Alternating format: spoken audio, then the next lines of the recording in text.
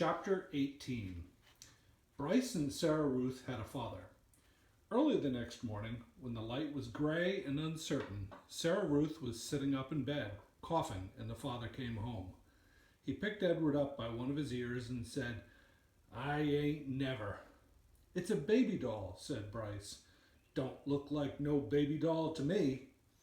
Edward, hanging by one ear, was frightened.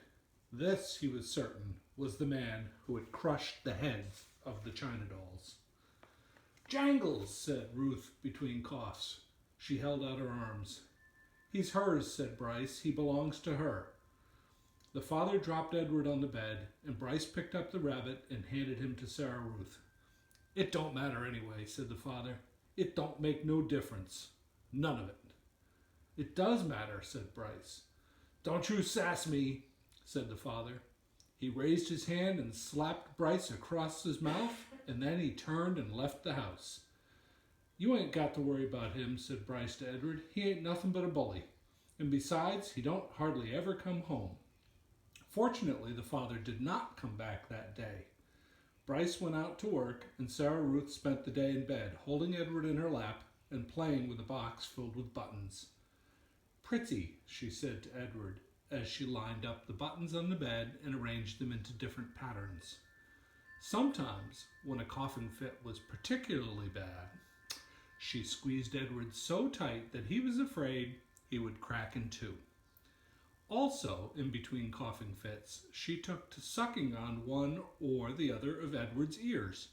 Normally, Edward would have found intrusive, clingy behavior of this sort very annoying, but there was something about Sarah Ruth. He wanted to take care of her. He wanted to protect her. He wanted to do more for her. At the end of the day, Bryce returned with a biscuit for Sarah Ruth and a ball of twine for Edward. Sarah Ruth held the biscuit in both hands and took small, tentative bites. "You eat all that up, honey. Let me hold Jangles," said Bryce. "Him and me got a surprise for you." Bryce took Edward off in a corner of the room, and with his pocket knife he cut off lengths of twine and tied them to Edward's arms and feet, and then tied the twine to sticks of wood. "See, all day I've been thinking about it," Bryce said. "What we're going to do is make you dance. Sarah Ruth loves dancing. Mama used to hold on to her and dance her around the room." "You eating that biscuit?" Bryce called out to Sarah Ruth. "Uh-huh," said Sarah Ruth. "You hold on, honey. We got a surprise for you." Bryce stood up.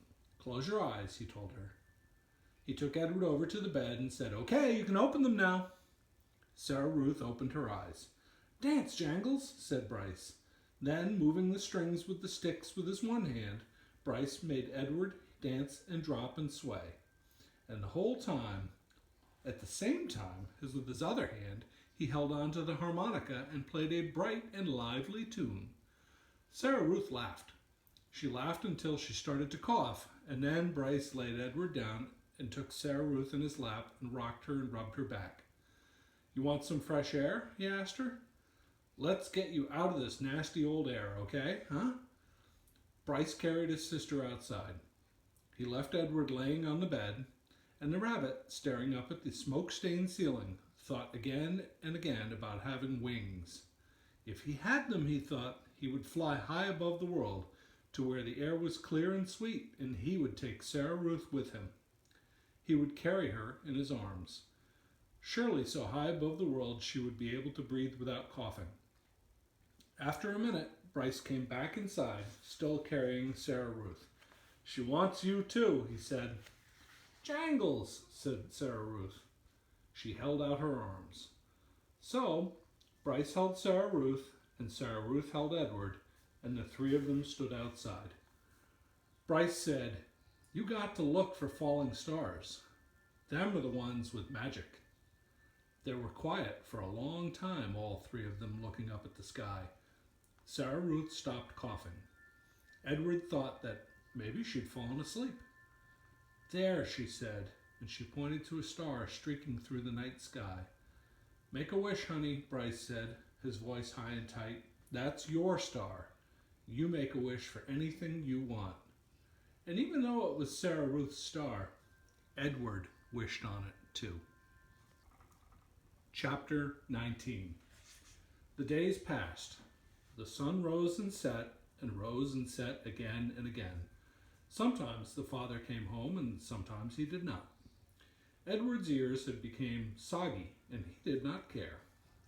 His sweater had almost completely unraveled and it didn't bother him. He was hugged half to death and it felt good. He was, in the evenings, at the hands of Bryce, at the ends of the twine.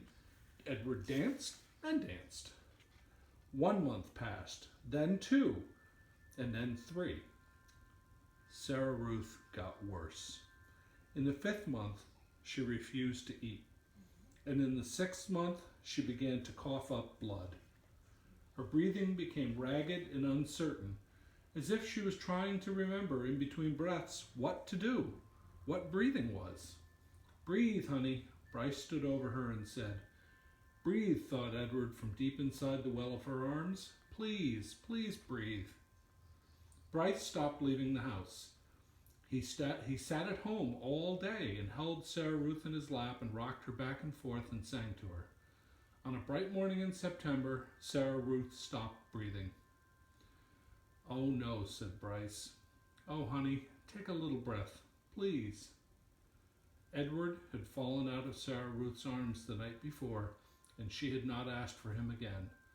So, face down on the floor, arms over his head, Edward listened as Bryce wept. He listened as the father came home and shouted at Bryce. He listened as the father wept. "You can't cry," Bryce shouted. "You got no right to cry. You never even loved her. You don't know nothing about love." "I loved her," said the father. "I loved her." "I loved her too," thought Edward. "I loved her, and now she's gone." How could this be? He wondered. How could he bear to live in a world without Sarah Ruth?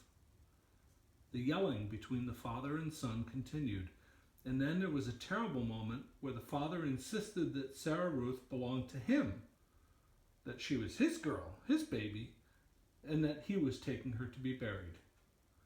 "She ain't yours," Bryce screamed. "You can't take her. She ain't yours."